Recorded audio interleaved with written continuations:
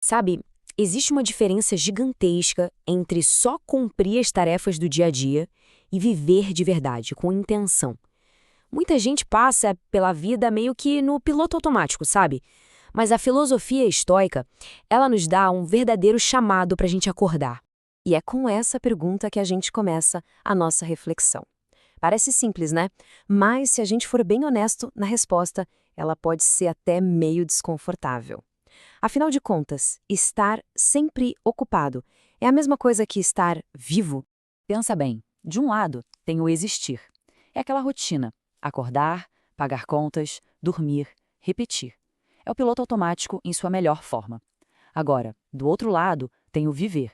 Viver é estar presente, consciente, no controle das próprias escolhas. E é essa a diferença que a gente vai explorar um pouco mais a fundo agora. Olha, o primeiro passo para esse despertar é encarar uma verdade que a gente adora ignorar. O nosso tempo é limitado. A maioria de nós vive como se sempre fosse ter um depois para fazer o que realmente importa. E essa é uma ilusão muito perigosa. E essa frase aqui, nossa, ela resume tudo de um jeito brilhante. Ter consciência de que o tempo acaba não é para gerar medo, de jeito nenhum, é para trazer clareza. Porque quando a gente entende de verdade que cada dia que se foi é irrecuperável, as nossas prioridades começam a mudar, e mudam drasticamente. E aqui tem uma distinção que eu acho genial dentro do estoicismo, a diferença entre paciência e procrastinação. Paciência é uma escolha ativa, sabe? É uma espera com propósito, estratégica.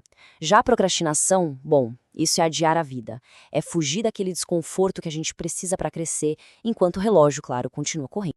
E essa falta de consciência sobre o tempo nos joga direto numa armadilha muito comum, o piloto automático.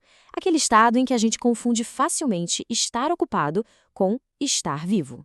O piloto automático é tão tentador porque ele é confortável, né? Ele dispensa que a gente tome decisões profundas. Nele, uma pessoa só repete padrões, aceita as situações e segue rotinas que, parando para pensar, ela nunca escolheu de verdade.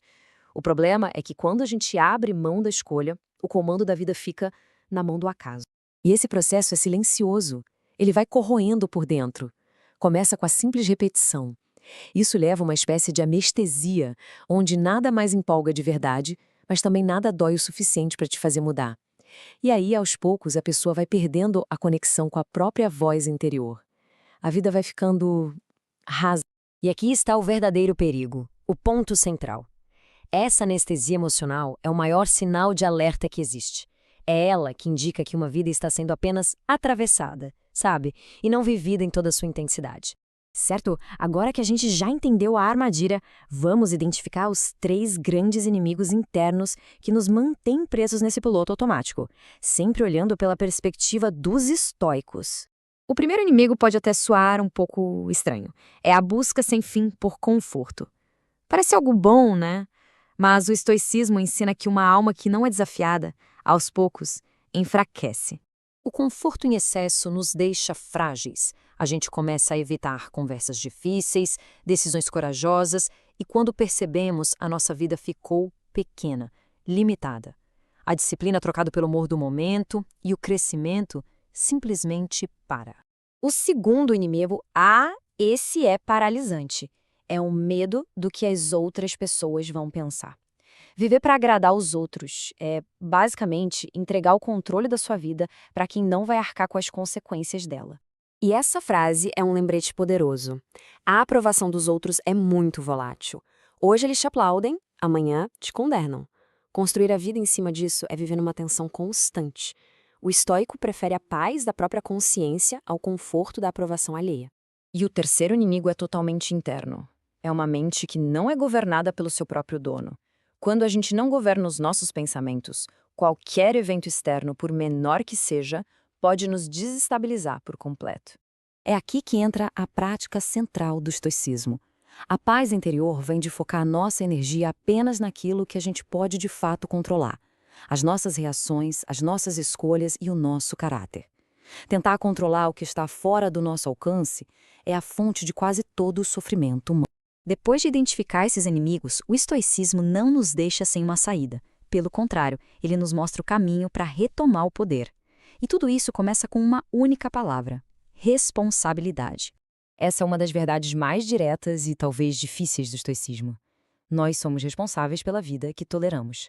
A nossa realidade hoje é construída em cima das pequenas concessões que a gente faz e dos limites que a gente não coloca. Tolerar não é um ato neutro, é uma escolha silenciosa. E é fundamental entender a diferença. A culpa nos prende ao passado, nos coloca no papel de vítima. A responsabilidade, por outro lado, nos liberta. Ela nos devolve o poder de agir. Ela não condena, ela nos capacita a mudar a partir de agora. Essa aqui é talvez a lição mais libertadora de todas. Ficar esperando um salvador, seja uma pessoa, um evento, uma circunstância perfeita, é só mais uma forma de adiar a vida. A força de verdade nasce quando a gente para de esperar e começa a agir por conta própria. E assim a gente chega à conclusão desta análise. O despertar estoico não é um destino final, um lugar onde se chega e pronto. É uma decisão contínua, uma escolha que a gente renova a cada novo dia. No fim das contas, viver de verdade começa com a honestidade de se encarar como se é agora, sem máscaras ou desculpas. É nesse reconhecimento que a vida consciente tem o seu verdadeiro início. O ponto crucial é este: viver com intenção não é um privilégio para poucos.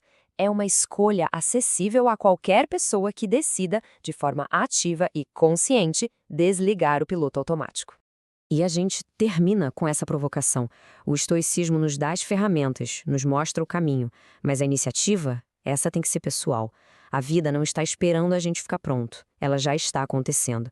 A grande questão é, quando cada um de nós vai escolher começar a participar dela de verdade?